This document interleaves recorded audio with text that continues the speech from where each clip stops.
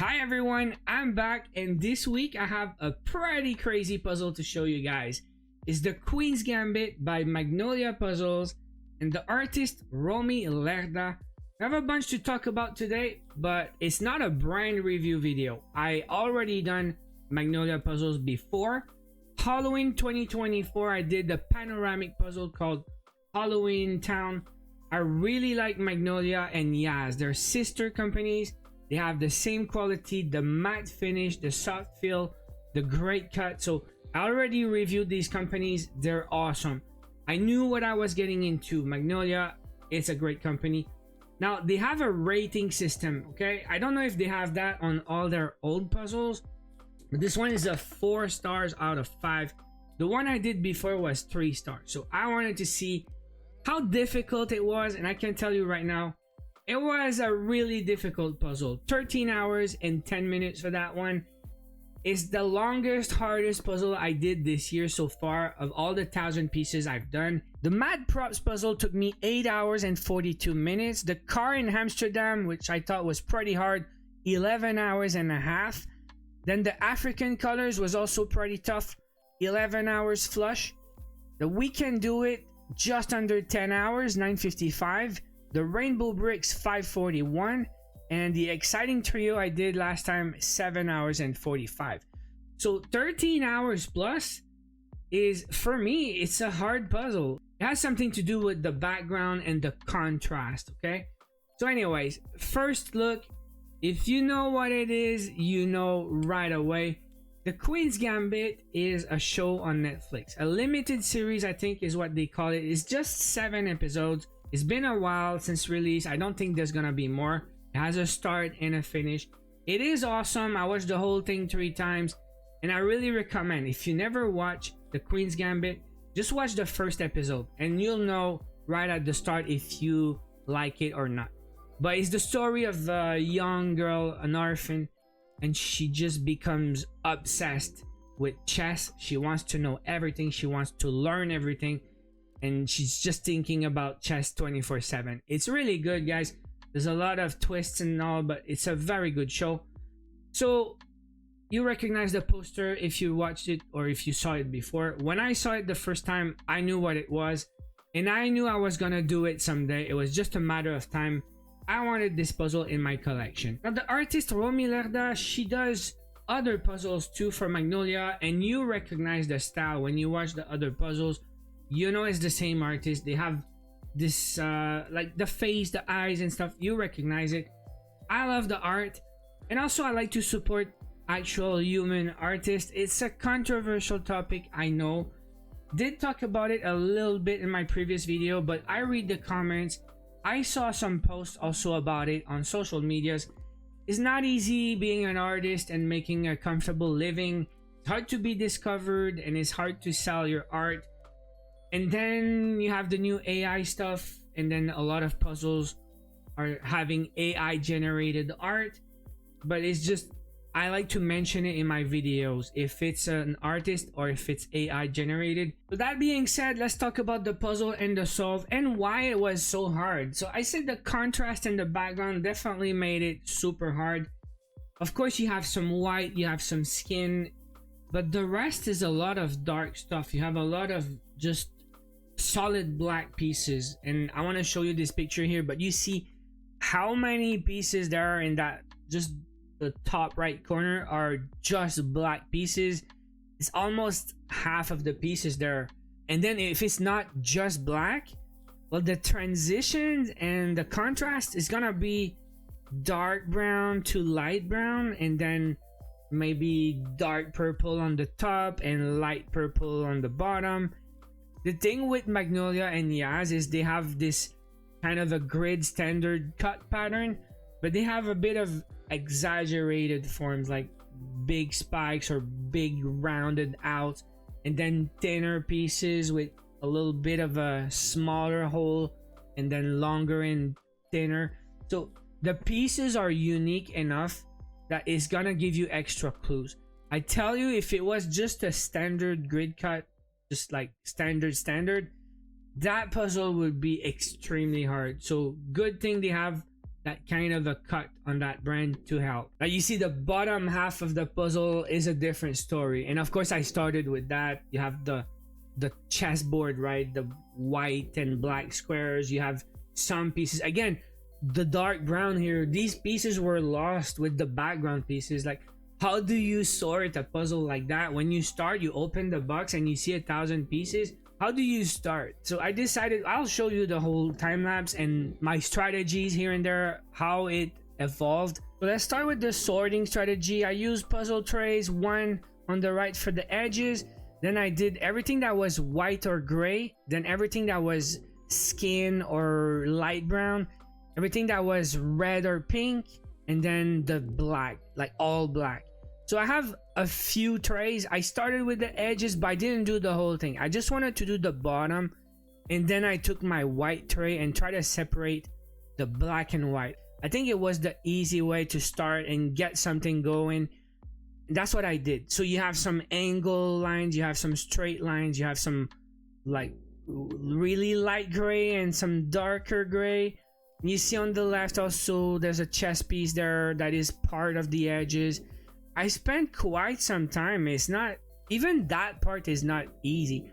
I had to work for it, and then as I got going, you have some bigger tiles and then smaller ones. So yeah, I try to get the pieces together. I decided to go back on the big chess piece, but this is my like white and gray pieces tray. I started with that, and after 2 hours, I think it looks pretty okay. Like, at least you see what's going on, right? But it's not enough. So I go back to my edges and I keep working a little bit. Try to finish the left edge to connect the bottom with the chess piece. Now I'm working on the actual chess pieces. There's a few that you can see, and then the backgrounds are not the same. So some pieces have a red background, some pieces have a dark or black background. It helps a little bit. You have some textures, you have some lines, but it's still going pretty slow. I feel 3 hours here. We got a few pieces going, trying to connect together, and then I'm working on the other piece that is more of a yellow tint, right? It's maybe brown to white to yellowish. So it's the piece in the middle, and then there's the big piece on the right. Also, I have some parts. Now I have some other white pieces that I don't really know where they go, so I put them on the top, just waiting there till I find the use for them. But I know some of it's gonna be maybe the face, the eyes, the nose, and the collar. But you see that big piece on the right is coming together now. We're at 4 hours. We got like maybe most of the 4 pieces there, 4 or 5, and then I go back to the right side trying to connect the edges. So see, I didn't do the whole frame at the start.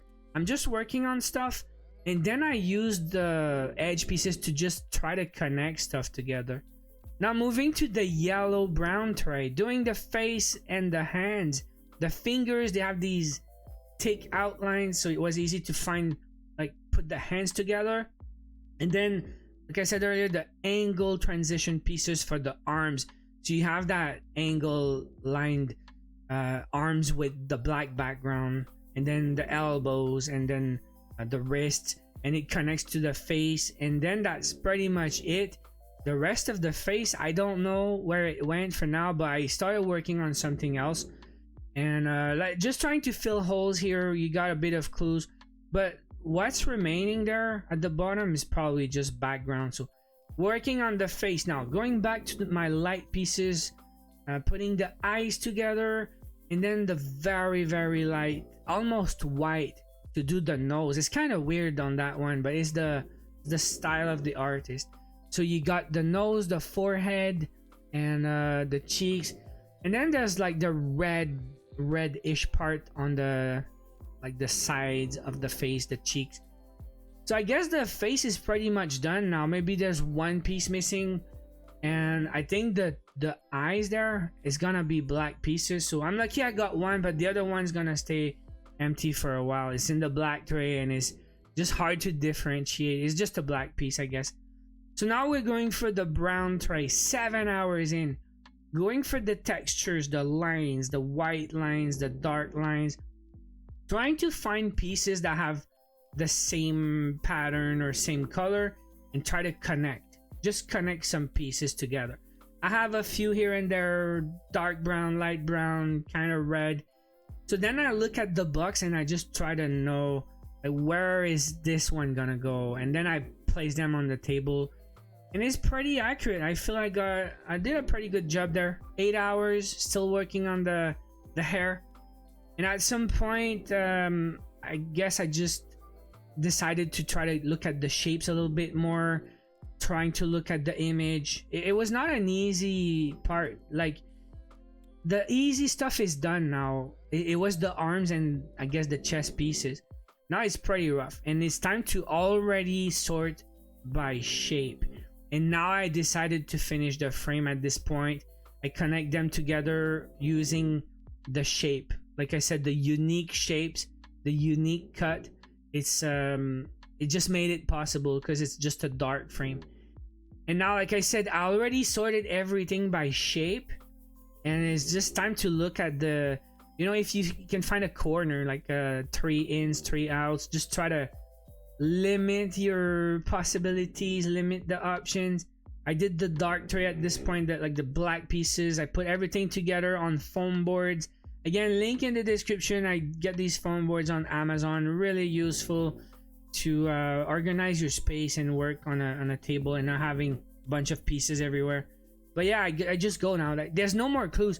Once I did like all the 3 ins, 3 outs, anything I see could be a 2 in, 2 out. So I don't know what's gonna go where. I have very few clues now. So it's just take my black pieces and try to finish the shirt. And it's just trials and errors. At this point, it's just you try one, try the other one.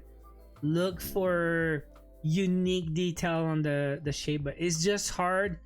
I'm chilling. I'm listening to some podcasts. I'm listening to some music.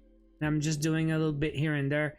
It's gonna be that for the rest of the puzzle. The last 2 hours, it's just the more you do, the less pieces you have remaining. So you just spend less time looking for the piece you need. I went for the left side because it's the light side. You got the pink, you got the light brown. I think this was the easiest part. But then again, when I get to the tough part, I have less pieces.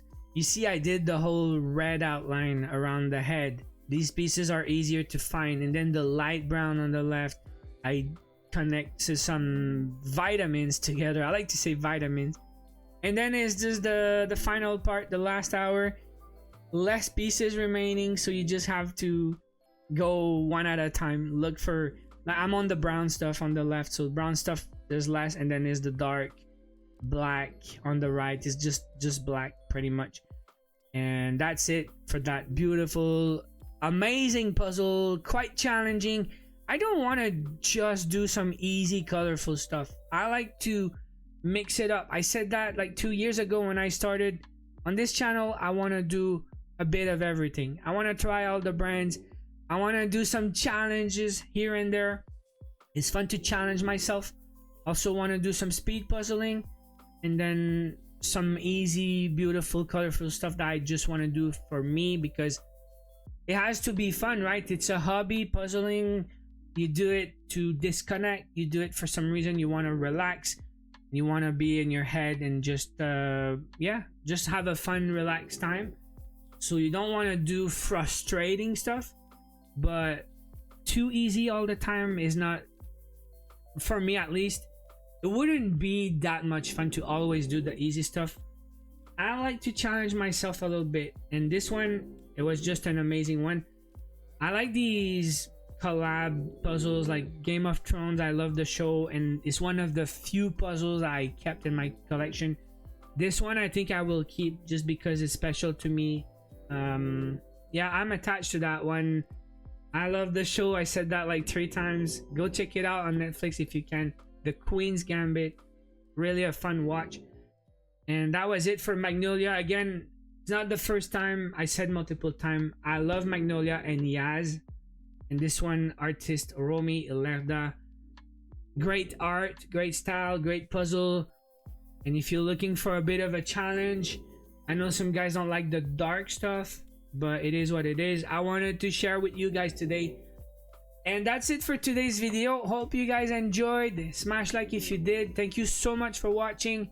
Again, leave me a comment below and subscribe to the channel for more. I will be back with more, of course. So see you in the next one.